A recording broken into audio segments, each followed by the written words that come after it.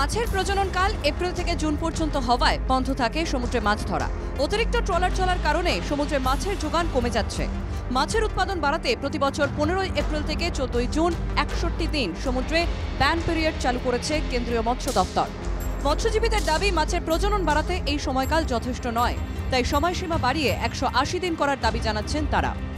বিভিন্নভাবে মাছের যে পরিবেশগতভাবে যে দূষণ হচ্ছে তাতেও মাছের বংশবৃদ্ধি কমছে। তাই আমরা যে চিরাচরিত ক্ষুদ্র মৎস্যজীবী, আমার আবেদন যে সরকার যেন এই ট্রলারগুলোকে নিয়ন্ত্রণ করেন এবং ব্যান পিরিয়ডটাকে অন্তত 180 দিনের মতো যদি বন্ধ রাখা হয়, তাহলে আগামী দিনে এই সব ক্ষুদ্র মৎস্যজীবী কিংবা আরও সমস্ত মৎস্যজীবীর বড় উপকার হবে।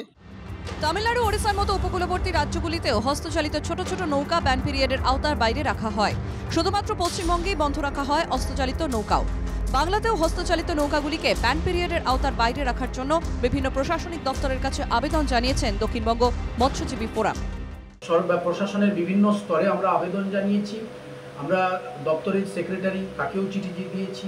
মেকানাইজড বোটের ক্ষেত্রে ব্যান পিরিয়ড 180 দিন করতে হবে এবং হস্তচালিত নৌকোগুলোকে এই ব্যান পিরিয়ডের আওতার বাইরে রাখতে হবে।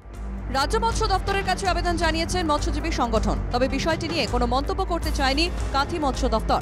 প্রশাসনের তরফে এই বিষয়ে কি সিদ্ধান্ত নেয় সেটাই এখন দেখার। পূর্ব মেদিনীপুর থেকে শান্তনু বেরার রিপোর্ট, NKTV বাংলা।